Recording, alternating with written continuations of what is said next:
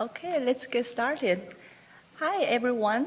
Welcome to Industry and Identity, a career conversation with Dr. James Hu, moderated by Jynette Querubin. Industry and Identity is a USC Asian Pacific Islander Faculty and Staff Association event series that invites USC API faculty, staff, and alumni to speak about their careers, in addition to share how their identities have influenced their career journeys. Guests will explore a variety of professional development topics. On behalf of USC APIFSA, thank you for joining us today. My name is Julie Shen. I am one of the vice chairs of the Professional Development Committee, along with Cecilia OST. For those of you who are not familiar with APIFSA, we are a relatively new organization. Founded in response to the increase in anti-API hatred and violence, our co-chairs, Grace Ru and Linda Chu, formed APIFSA in April 2021 to create a safe space and a strong voice to advocate for API faculty and staff at USC. I want to thank Grace and Linda for their leadership in creating this organization, which has provided a support system for myself and my API colleagues across campus. I'd also like to acknowledge Sue Lee from the Adolescents and Young Adult Cancer Program at Norris Cancer Hospital for her help with today's event. Finally, a huge thank you to Jynette Querubin for moderating today's event. Jynette is a director of the Clinic Operations Business Intelligence Team in the Value Improvement Office, VIO, at Keck Medical Center of USC. She has a bachelor's in nursing and a master's in nursing executive leadership. She has over 12 years of experience as a registered nurse, specializing in hematology, oncology, bone marrow transplant, and critical care. Along with her nursing experience, she has expertise in quality improvement, technology development, and informatics, program development, and performance improvement across the Department of Surgery and Critical Care Institute at Keck Medical Center of USC. In her current role, she leads the performance and operational improvement efforts across USC Norris Cancer Hospital, ensuring processes that promote access and high quality of care for patients to receive critical treatment. Without further ado, please welcome Jynette.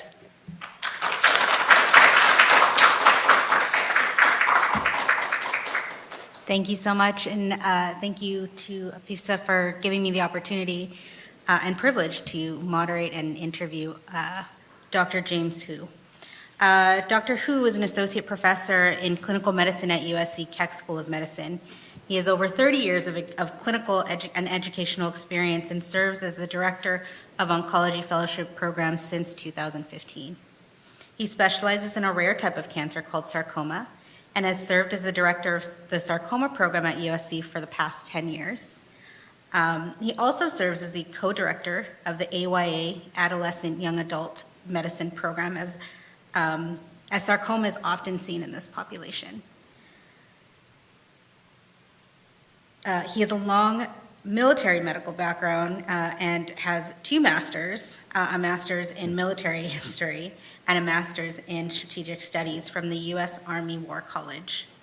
He has recently received his doctorate in organizational change at USC Rossier with a dissertation topic very near and dear to my heart, but titled Addressing Physician Burnout, and Is There a Relationship to Leadership Behaviors? Along with his wonderful, colorful history, he is a local Angelino with many interests and passions for leadership, specifically in studying Civil War generals, specifically Ulysses S. Grant. Please take a moment in welcoming our wonderful special guest here today, Dr. James Hu. Thanks. So it's a pleasure being here, and thank you to APIFSA for having me here. And I think this is a very interesting topic, and I think it's very well needed out there for a lot of our students and future leaders. So thank you. So Dr. Hu, I've had the pleasure of knowing you for the last 12 years at Norris. I've had the pleasure of working with you, and I know you as a beloved oncologist. But over the past weeks, when I got to know you for this interview and understand your journey and of persistence and determination, what I realized is, knowing you professionally, I didn't expect your journey to be this colorful. But it's also a journey that I think is not unfamiliar to a lot of the folks in this room, to the folks on the call. And so, Dr. Hu, please share with everyone where you're from and where you grew up. All right. Thanks, Jynette. Oops, can you hear me?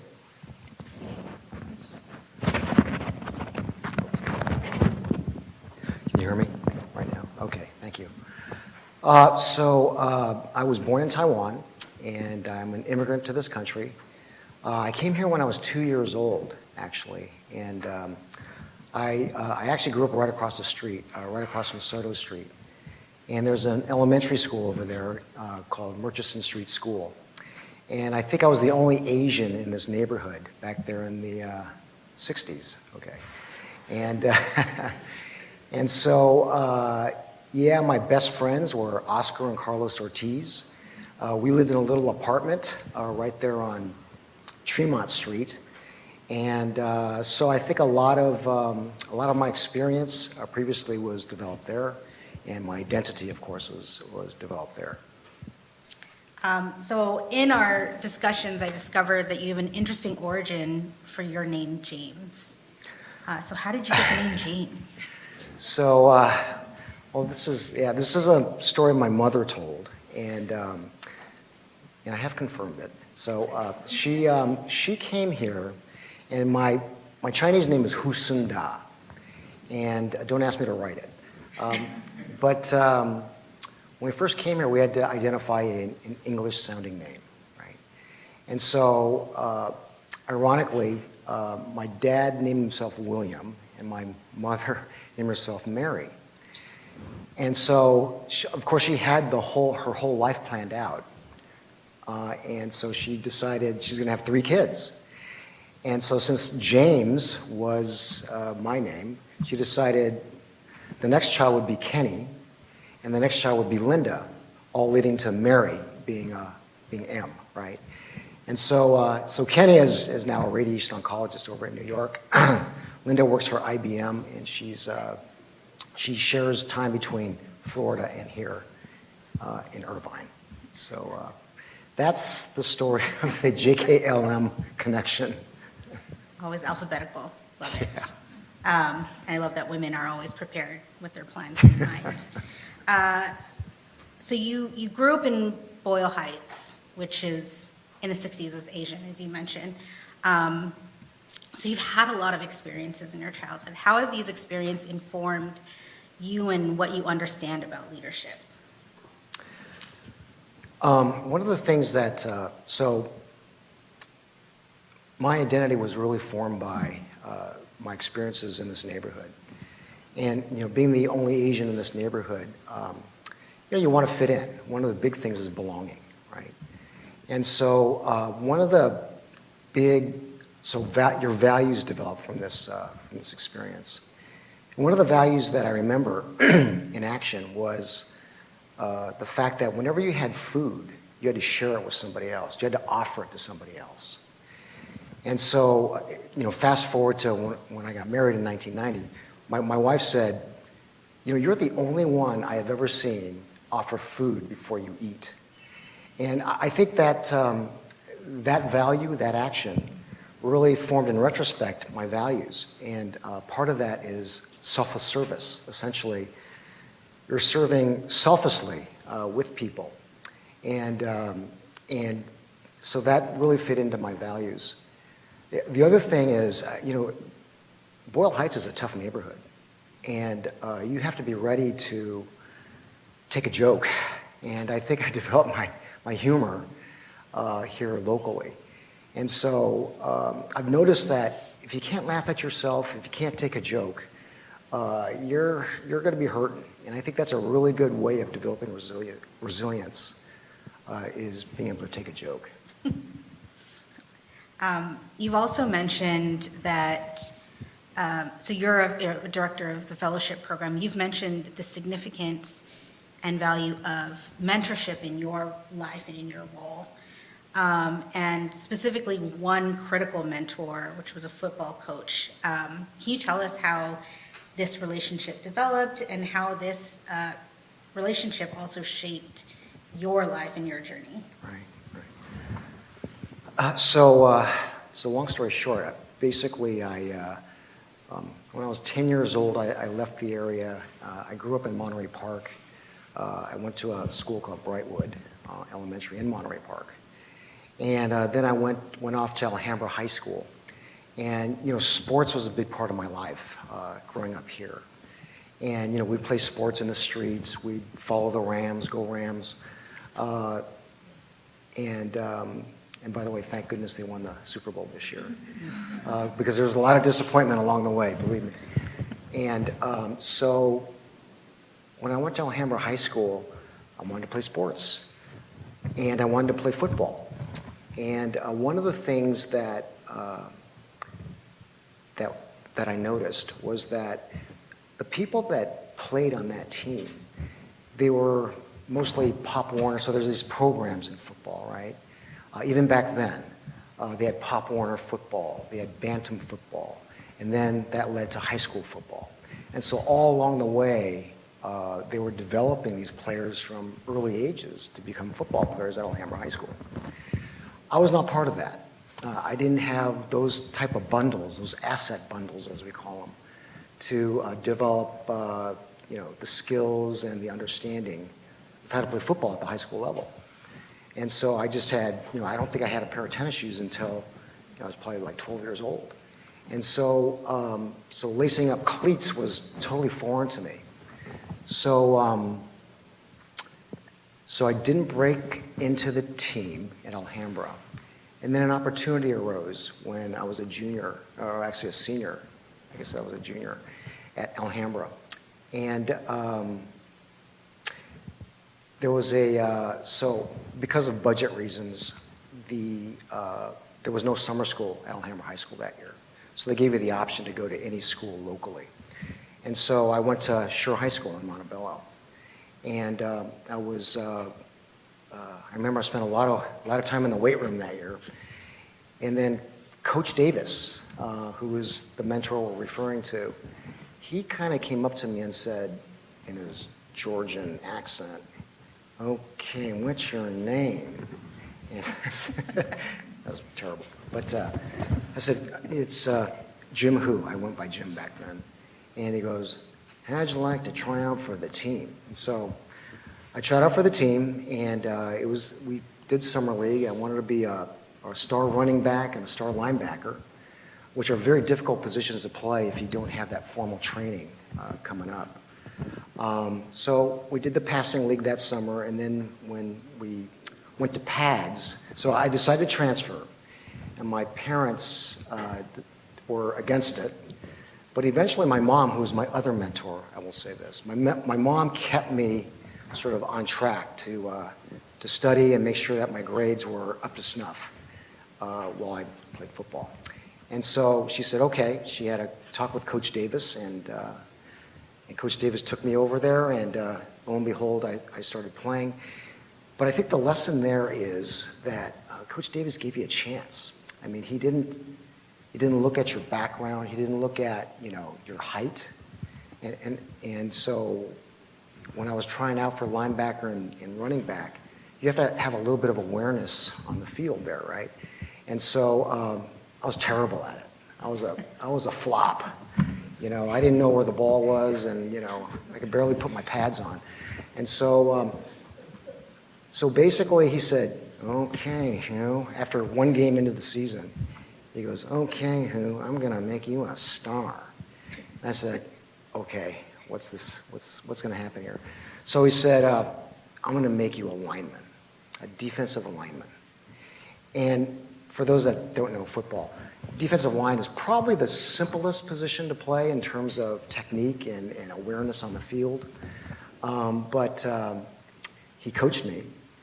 And you can see from my height, I'm not exactly a big guy. But he taught you techniques on how to control the offensive lineman. And so it's kind of a running joke, but he taught me how to sort of stand up an offensive lineman with just technique. And around, game 4 was Monrovia. We played Monrovia High School. And they had all these stars on their team and everything. And anyway, our team was really, really good. I was defensive lineman. I wasn't a liability. And eventually I made all league that first year. So not to bring attention to myself, but really to bring attention to Coach Davis, who mentored me and really is a huge influence on my life, along with my mom, who kept me on the straight and narrow in academics. So thanks to both of them, you actually got into USC. And I will speak even just as a first generation, having immigrant parents and going to a university without having anyone have laid that path for you, even with the great mentorship. You chose Premed to please all the Asian mothers. And so how did that experience go for you? How did your experience at USC, firstborn, kind of influence your journey? So, as many of you can relate in this room, I didn't have a choice. I was going to be a doctor no matter what. And so I went to Premed, and Schur High School was a great high school. It had all the opportunities to succeed academically. My brother went to Schur High School. He scored the highest on the MCATs, and went to Harvard Medical School. I wasn't like that, and I think my mom recognized that I'm not so much a classroom guy. I'm more of a playground guy, right? And so, but those lessons, when I first started pre-med at USC, it was hard. And I remember walking into that Bovard auditorium, looking to the left of me, looking to the right of me. I was going, oh my gosh, how am I going to compete with these guys, right? And so, long story short, my freshman year, I got straight C's. And for pre-med, forget it. I didn't even know what a mole was, all right? And so I had my own visions of what a mole was, but it wasn't the chemistry version. And so, so that first year really shaped me, and they wanted to take me out of school because tuition even back then, $200 a unit was a lot. And so they're looking at their son, flopping around out there, not being able to make the grade. And so, all I had, the only bundle I had was my mom giving me encouragement, and Coach Davis, who mentored me, and showing me never give up, persevere, work hard. And so that summer, after getting my straight C's, my 2.0, my freshman year, I just said, you know what, I'm just going to make this a game. I remember thinking this, I'm going to go in and I'm going to look at my classes for next semester, and I'm just going to read. I'm going to read the textbook. I'm going to go from Inorganic Chemistry Part 2, I'm going to read my philosophy texts, got them in advance, and just caught up. I mean, that summer I caught up. And so subsequently, I got good grades, and I was able to get, by my senior year, got up to a 3.5, and I was able to at least be competitive for medical school. So today you're a celebrated physician, you're a celebrated military leader, you're a celebrated educator. But I know that your journey to get there wasn't so easy, specifically even just getting into med school. You talked about being competitive, but how was your experience getting into med school? All right.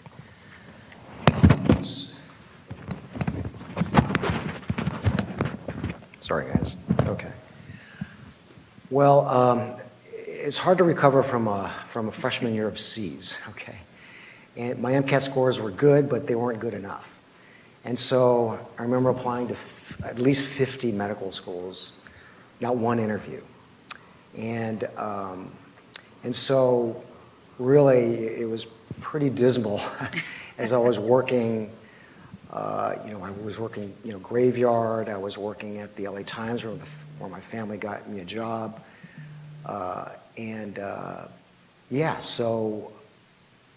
But for the encouragement from my mom, we continued. And so the following year, I applied to 50 medical schools again, as I was working at the LA Times, and also going to Cal State LA to try to get my grades up, right? And so my GPA up.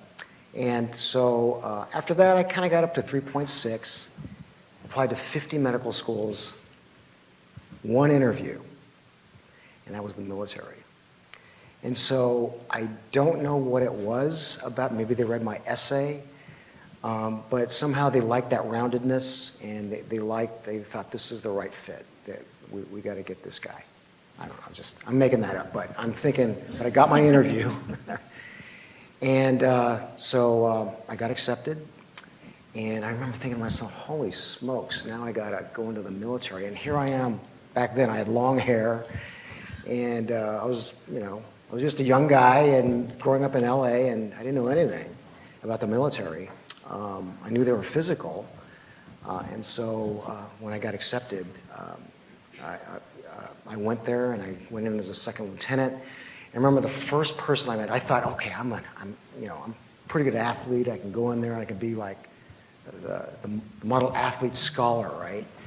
And so I drive up to, I remember it was San Antonio for officer training school.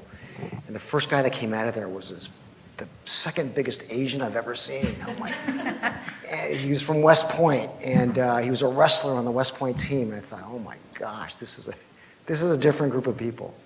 But I found that belonging, and it was great. So you were in the military. Can you share how the military shapes its leaders and how you've taken those skills and actually applied it in academia? Yeah, that's a good question, Jynette. So I spent basically 30 years in the military, and I spent 17 years active and 13 years reserve. Throughout that time, they make sure that, so just to go over the ranks, you come in as a second lieutenant. When you graduate from medical school, you become a captain. Then you spend 6 years as a captain, you become a major. And then you spend 6 years as a major, you become a lieutenant colonel. And then you spend 6 years as a lieutenant colonel, and you become a colonel. And so I stopped at colonel. That took about 30 years to get to. But throughout that entire period, the military, they send you to these schools. And so the first leadership school that I went to was something called the Captain's Career Course.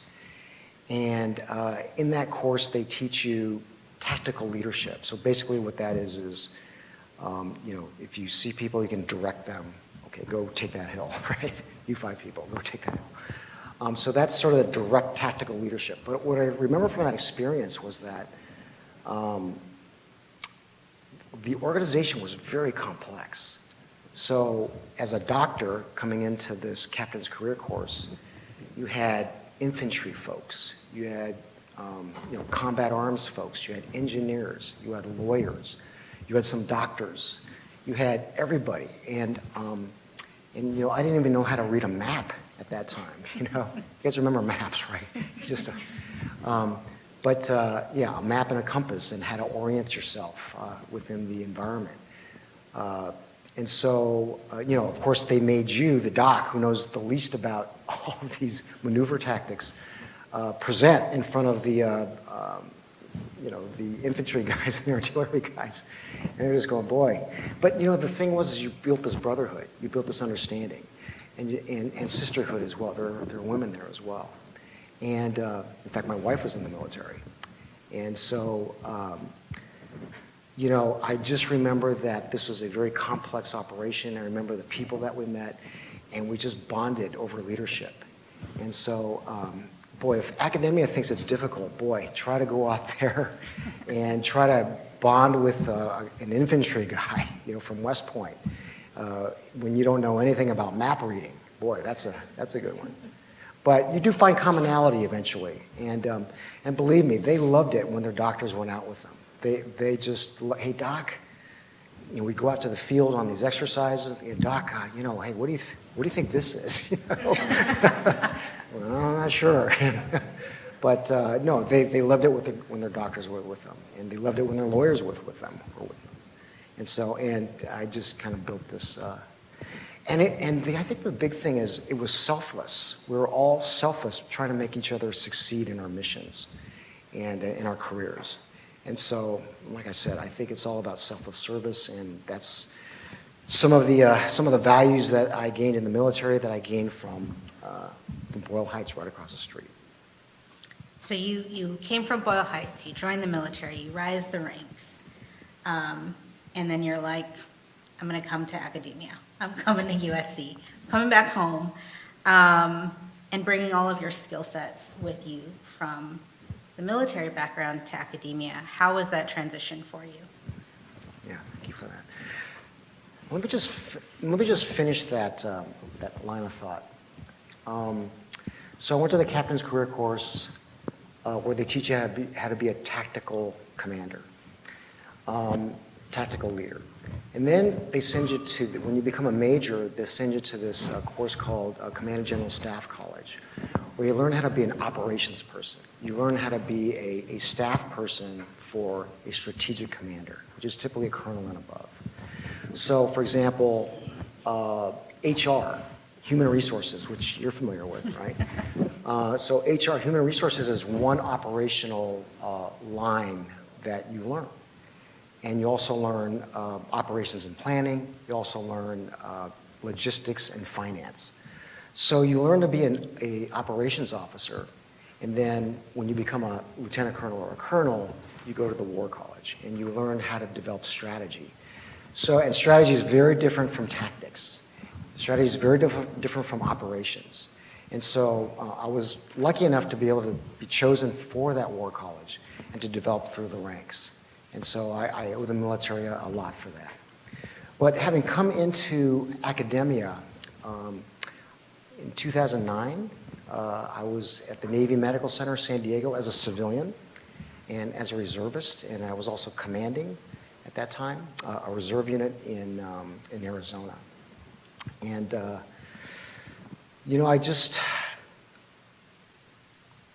challenge is a big part of my life. And I just thought of academia as being a challenge. And so part of the reason why I got out of the military, even though I loved it, was that I just wanted to see what was going on out there in the civilian world, and seeing if I could practice with those guys and gals. And so in academia, I wanted to see if I can do the research thing. I wanted to see if I could lead a program. And so that's what drove me to USC. And it was not easy going back to an academic place, medical center. And so I owe a lot to USC for taking me in, and maybe seeing, even though I didn't have the background in research, maybe seeing some of those qualities that might add value to the organization. So I really appreciate that. All right, so I know that a lot of folks are in here and really want to get into your dissertation. So your journey had struggles, it had opportunities, we had triumphs that all brought you back here today. And something that I've always been in awe of you is your desire to learn. So 30 years after you've done all of your career that is, well decorated, you then chose to say, I think I want another doctorate. I'm gonna get a doctorate at USC for organizational change. So congratulations, I know you finished that in 2021. And of all the topics that you could have experienced or decided to bring or do a dissertation on, it was on this persistent challenge of burnout. So what really inspired you to choose that specific topic? So Jynette, so I was named the fellowship director in 2015. And I noticed in my fellows that they were just working really, really hard, and they were getting burned out. And I just felt like we had to do something about that. And then when I looked at the faculty, I could see that the faculty was getting burned out. And what do I mean by burnout? The emotional exhaustion, depersonalization, lack of accomplishment. Those are the three big categories of burnout, right? And these feelings of lack of accomplishment. And so, yeah, you saw that. You saw that in their eyes, especially the emotional exhaustion part. And I just felt like, after commanding a unit, suicide is a big deal in the military, right? And so, I just felt like I had to address that in some way. And the other thing is I didn't really have the vocabulary to be able to translate those concepts to the academic world. And so for example, what was command and control after this leadership course, this OCL leadership course at Rossier, command and control in the military was accountability in the academic literature. What was vision building or what was strategy in the military became vision building and implementation in the academic world. And so I needed to develop that vocabulary to be able to really make a difference. And I felt like that was my calling. In fact, after that honeymoon period, 2018, so you're here for 9 years now, and now you're starting to see some of the warts of the institution and where you can make a difference. And so that really led me, and I remember sitting down in South Pasadena where we live with my wife, and we're sitting down at this bakery. She's going, what's wrong? What's going on? How come I just don't feel like I'm making a contribution here? I feel like all that training that I've had for 30 years is just going to waste. And then she suggested I take this OCL course, and I can tell you it's been 2.5 years of pure joy. It was one of the things that I was looking forward to, even though it was after hours, 7 o'clock at night, taking these online Zoom courses during the pandemic, and also seeing a full complement of patients as well, and and teaching the fellows and also doing my own research. So it was all that stuff, and again, perseverance and energy, a lot of the lessons I learned when I was a youth. So, in simple terms, what did you find out from your research for your dissertation? Okay, yeah. Boy, I found out a lot. And, let me just kind of give a kudos. So it was a mixed methods survey, or a mixed methods study, in which I got quantitative information from a survey that was on leadership behaviors and burnout. And I basically was looking at the research question, what's the baseline burnout rate in the faculty here at USC? And then I wanted to see what the correlation was between leadership behaviors and all the domains of burnout. And then there was a qualitative component as well to this study, where we interviewed 10 randomly selected faculty members and did about a 40 to 45 minute interview with them. And all of this was anonymized. And so, because I was very, very aware that, hey, these are faculty folks that are assessing the leadership behaviors of their superiors. And so that can be very daunting for somebody that would choose to fill out the survey or be interviewed. So I made sure that everything was anonymized, everything was confidential. It went through the IRB. In fact, we got somebody that I've never met. She's up at in Oregon. She did the interviews, these 45-minute interviews. And those interviews under lock and key, and I didn't look at. But nonetheless, I just feel like the faculty deserve a lot of credit for taking the chance and having the faith in me and the trust in me that they would take this survey and also be interviewed as well. So anyway, kudos to them. What was your question again, Jynette? Well, what's your findings? What did you find out from your research? What was my findings? So my findings were this. So I found out that the burnout rate here, and by the way, our faculty is evaluating our physician leaders, right? And not the business leaders. And so what I found out was that the burnout rate was 53% at this institution, which rates about 10% higher than the nation, than the last time that they measured the national surveys. And this is, they measured, Kaiser's, independent private organizations, academic organizations. So that's the comparison. 43.7% was the last burnout percentage. We're at about 10% higher. The only academic institution that I could find that published their burnout rates was Cleveland Clinics, and their burnout rates were about 35%. So for a comparable institution, we're about 20% higher, okay? So that was very interesting. The second thing I found was that leadership behaviors correlate with burnout. So in other words, I use this, the full range of leadership model, which is basically transformational leadership versus transactional leadership. And so, and I basically correlated that with the survey of burnout. And what I found was that the transformational leadership behaviors, so what do I mean by that? So I measured two: idealized influence, which means you model the behavior. So in other words, if you say you're selfless, you demonstrate that you're selfless. You carry that through. I'll give you an example of that. When I was fellowship director, when I am fellowship director, the fellows are working till 5 o'clock, 6 o'clock at night over accounting, and there's still a stack of charts in the bin that they still have to see.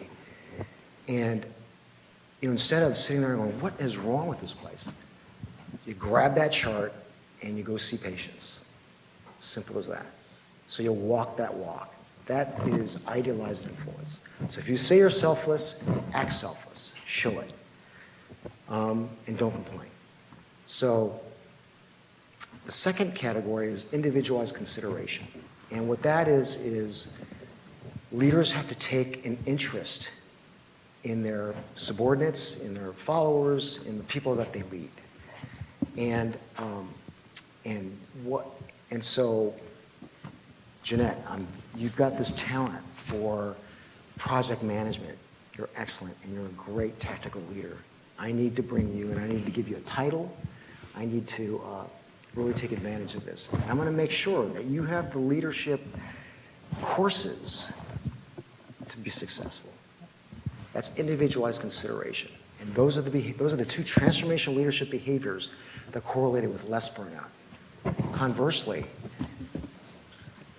the transactional leadership behaviors, laissez-faire, so something happens and you just ignore it or you delegate it as the leader, or you wait for crises to happen before you intervene. Those two leadership behaviors correlated with more burnout. All right? So clearly what we saw there was a spectrum of behaviors that led to more or less burnout. So that's forming the basis, I think, a lot of this leadership curriculum that we're developing. And so the third finding, I just want to say this. Oh, by the way, you're probably wondering, so there's two other findings from the qualitative interviews that we did.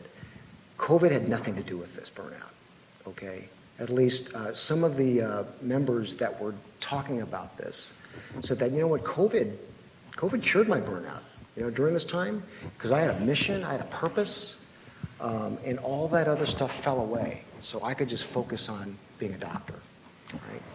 And then, and they would say things like, well, and then when COVID went away, all the old stuff kept coming back.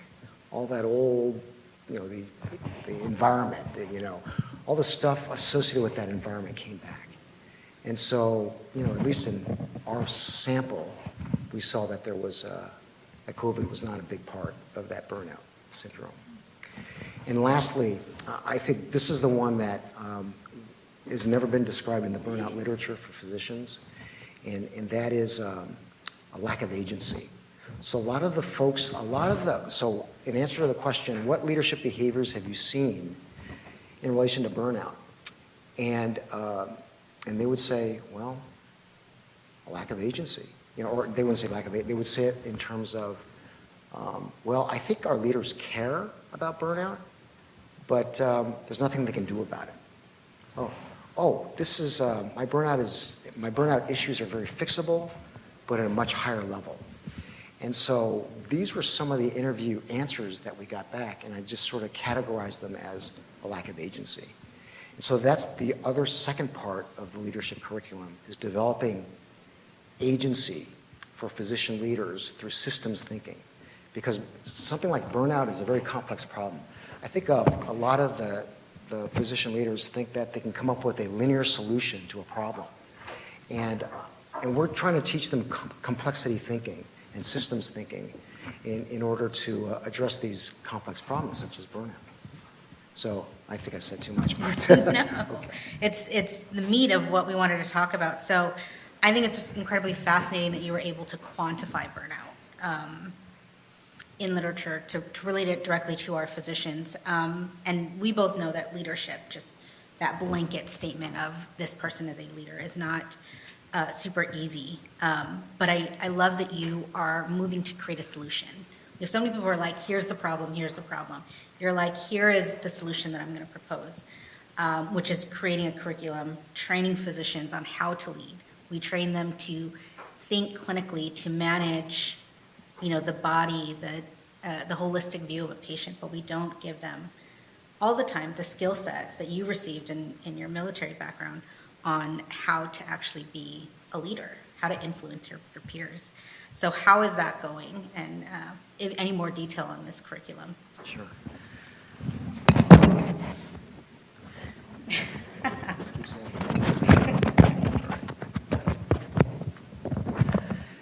The first thing I want to say is leadership is hard. It's not like you push a button and something happens on the other end. You've got human beings in between what you want to accomplish and the objectives. And, this is where I'm going to get a little philosophical here. But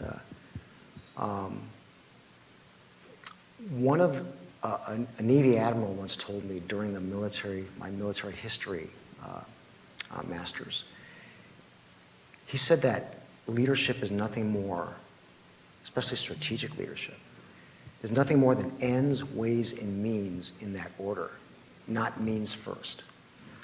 So Jim Sagerholm, he was our admiral. I shouldn't be calling him out, but he was very influential in our class.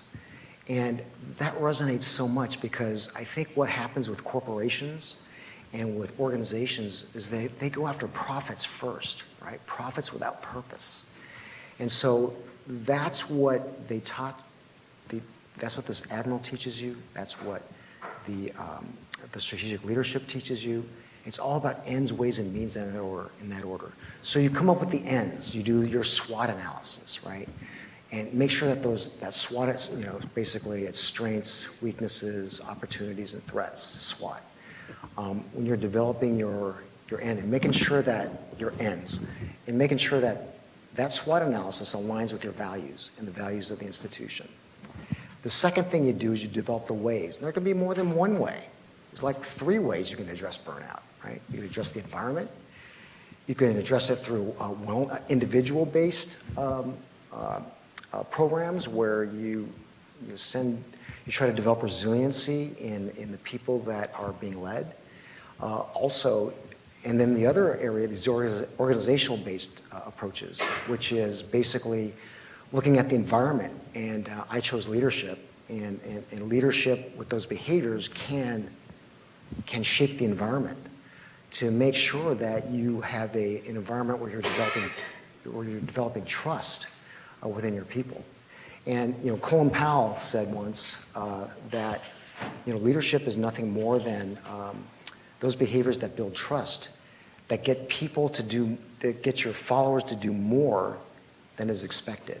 And you do that through developing behaviors of trust, of building trust, going beyond what the science and the management says you can do. And I encourage you to look at this 3-minute video by Colin Powell. It is the best 3-minute video you'll ever see, and it is really the essence of this course, this leadership curriculum, is building trust through leadership and getting people to do more, tapping into that autonomous motivation of people, to get more, to do more than what the science and management says they can do. So you're building a curriculum to train our physicians to be leaders. What do you hope to accomplish? What's your goal outcome of this course? Yeah, that's a good question. So obviously, immediately, burnout. Burnout is one thing we'd like to decrease, and we have some baseline data for it, so we can compare it. Long term, though, burnout relates also to turnover, and there's a lot of turnover going on, guys, and it's not all just the nature of medicine. I think we have to be accountable. We have to take responsibility and accountability for the issues here. If there's a lot of turnover here, well, let's turn it around. Let's figure it out. Let's learn. Let's learn the basics of relating to your followers. And so that's what this is. So if I were to do, so one thing I'd love to decrease turnover. Now remember, burnout is not just about burnout. Burnout ties with a lot of things. It ties with performance as well. If you don't have people that are engaged because they're burned out, then they're not going to perform for you, and they're not going to go that extra mile for you. And so these are some of the leadership behaviors that we need to teach. Now, in a 9-month course, I guarantee you, you're not going to come out and you're going to be not going to be this great, commander. You're going to lead people in the field. No, but you can at least establish some of the scaffolding to sort of hang experience on. Leadership is a lifelong thing, right? It's experience and also your frames of reference and basic evidence-based concepts. And so my hope is this leadership course, we are focusing on not only the theory of it, but the practice of it. And so we're not successful unless those physician leaders actually transfer that knowledge into the environment. And the way we ground it is through a problem of practice. So we teach you about the full-range leadership model, identify a problem of practice. If it's burnout in your unit or turnover in your unit, address that as a problem of practice. And how are you practically, through your own interpretation of this full-range of leadership model, how are you going to address that? And so we're really going to ground it in reality and practice. And so that's the exciting part of this, right? Is just that part, is grounding it in practice. All right, I wanted to give some time for Q&A, but do you have any final advice for our young leaders in the audience? Yeah, so my advice to, I'm trying to put myself in your shoes, empathy, right? So I would say be really good at what you're doing. Really develop your skills. Really be good at what you're doing. So Jynette, you're doing a great job in interviewing. Continue that, okay? I think the second thing is read widely. Read and experience things widely. Don't just learn about your own area of your profession. I've got this interest in military history, and it's not because I'm some martinet that wants to do all this stuff. It's because it's a really interesting area to view history from. And, for example, if you look at China, for example, the Chinese have been focused historically on the threats from the north, right? From the north, on the other north of the Great Wall. And so they've always been sort of a land-based country, and they've never really had this sort of blue water navy, if you will, as compared to where they go out in the ocean. And try to project their power. Whereas when you look at Britain, they're an island, and they've been able to develop a blue water navy just because of some of their areas of interest or threats were in the realm of the blue water, and also protecting themselves from the continental Europe invaders, such as Napoleon, okay, if you will. So, but this is an interesting way to view history, and that's really the reason why I use that. So read widely. Ulysses S. Grant was a very interesting fella. He was the president, and he was the hero of the Civil War. But, I really identify with him because, he was in the lower half of his class, at West Point. And, just through, and he was not discovered until they were actually put him in a situation where he can demonstrate his leadership abilities. And in fact, he wrote an autobiography called Grant's Memoirs, where it's been hailed as the greatest autobiography ever written. And that comes from Mark Twain, who helped him. And you just realize that, that was sort of his secret sauce. He was able to write orders very succinctly and with intent. And that's a very difficult thing to do. So what did I say? Okay, read widely. Sorry about that. Take your time. You've got time. You're young, and there's no hurry. I know all of us want to finish our undergraduate life in 4 years, but it took me 5 years. My wife, it took her 6 years. She took the scenic route as well as I did. But all that. So take your time. You have plenty of time to accomplish what you need to accomplish. And once you've accomplished what you need to accomplish, don't forget the people that have helped you. Don't forget your mentors. Don't forget those folks that don't have the opportunities that you had. And because I can guarantee you, and I know this for a fact, is that there's a lot of people out there that know a heck of a lot more than you do, or I do, and they don't all have degrees, okay? So there's a lot to experience and not just degrees. All right. That's it for that one. Thank you so much, Dr. Hu. Wanted to open up for some Q&A from the group. Any questions you have for Dr. Hu? Yes. You mentioned that the 10 interviews that were conducted were anonymized, but I'm wondering if any of the other research you gathered or the responses that you gathered collected any demographic information, so that was there a correlation between high burnout rates and specific groups? Yeah, that's a good question. So I had 4 demographic questions in the survey, and so gender, sex, male and female, male versus female, the age. I also had specialty, surgery, medicine, ancillary, okay, and also time at USC, or tenure here. And so I didn't see a lot of differences in the demographics except for females. So the female gender had a lot more burnout than the males. Okay, I can tell you that. And I think also the type of leadership behavior that women, that females especially did not like, was the passive leadership behavior. And I didn't interview them, so I don't exactly know. I couldn't get anything from qualitative interviews that sort of aligned with that, other than perhaps compensation. There's maybe females are less compensated than males. So, but I think that's another area to explore here at this institution. What other questions do we have from the audience?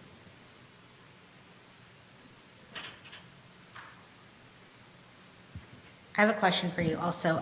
So we're talking a lot, I think, thank you for bringing up demographics.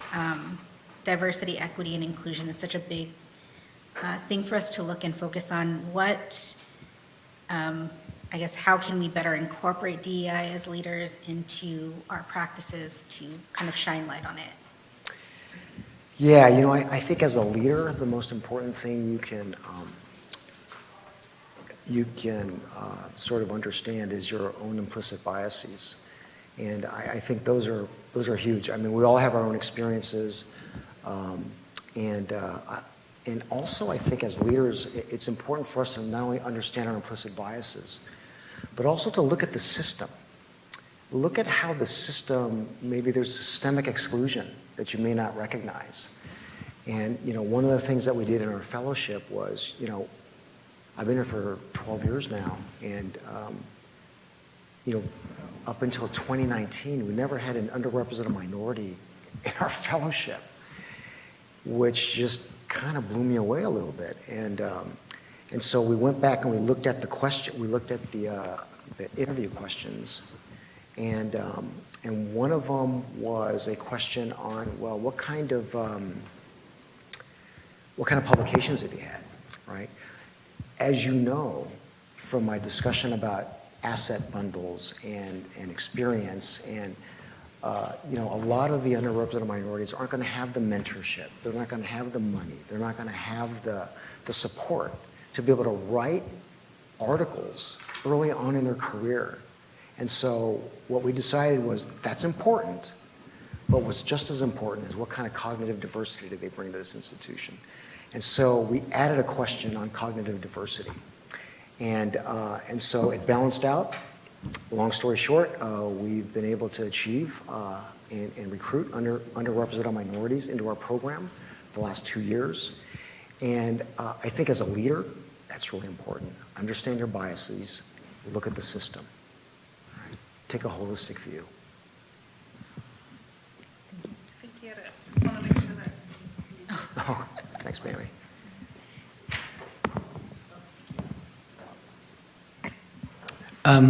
Doctor, I just wanted to thank you so much for sharing about your journey and the wisdom that you have for us today. I have to admit that I was just enamored by the journey that you've had. I mean, being from an immigrant family, the only Asian in Boyle Heights area, first generation to attend college, being in kind of the lower part of the class to begin with, the entire military experience. I mean, all of these things would point to challenges or obstacles that probably most everyone can experience, maybe one of them or two of them, but you've continually overcome.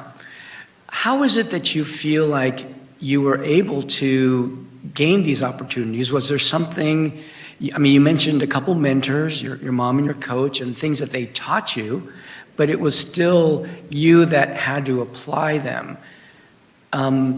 Is there a secret to be able to achieve like you did? Or, you keep talking about hard work and things like that. Like, what allowed you to be in that position? Yeah, that's a good question. Well, you mentioned perseverance and overcoming these obstacles. I think maybe part of it is, I think you have to be humble enough to know that, you weren't always given those asset bundles to go down the, like my brother, Harvard route. But he overcame it amazingly. He was your typical studious student, right? I would say pursue your passions, and that's the bottom line. And I knew that I wasn't a classroom student, and I saw that becoming a physician. There's a lot of different subspecialties that you can sort of exhibit your personality or your authenticity. You can be a radiologist, you can be an internist, you can be a surgeon. I often wonder if I should have been a surgeon, but sorry. So I think you just kind of keep an open mind. And I think you recognize those opportunities that present themselves and make sure that they resonate with you in some way. And that's what kind of keeps the fire going, right? When the military came knocking on the door for medicine, I thought, the military? God, that's the last thing on my mind. I would never think about doing that. But then as I started thinking about it, I was thinking, shoot, that is all about what I'm about, And so I think the main thing is you got to keep your passion, because, the motivation is a big part of everything, right? I mean, you can have all the knowledge in the world, but you got to have that passion, and you got to have that motivation to become that person or that, that doctor or whatever, that specialty that you want to be. And so that's the secret sauce. And the secret sauce is that passion and that understanding. And, I wanted to be a linebacker, but instead I was a defensive lineman, for crying out loud, right? Take that opportunity. How many people would have done that, right? Take that opportunity. Take those opportunities that are presented to you and do the best you can. Thank you. Very, very inspiring. Thank you for that question. All right. I think we're at time, a little bit over. I'm going to hand it back to Julie. Thank you. World-renowned musician Yo-Yo Ma once said, "When you learn something from people or from a culture, you accept it as a gift, and it is your lifetime commitment to preserve it and build on it." I certainly hope you have learned something today and will continue to build on it. Thank you to Dr. James Hu and Jynette for being our guests today. And thank you to everyone coming in person today and everyone who tuned in online. We hope you enjoyed the conversation. If you are interested in learning more about USC APIFSA, please visit our website at apifsa.usc.edu. You can also check us out on Facebook or Instagram at usc.apifsa. You can also contact our co-chairs by emailing apifsa@usc.edu. Last but not least, I would like to acknowledge our two sponsors, the Keck Employee Resources Group and the KSOM Mental Health Inclusion and Neurodiversity Resource Group, the KSOM Mind IRG. Thank you again for being here, and we hope to see you at other AAPI Heritage Month celebration events. Thank you.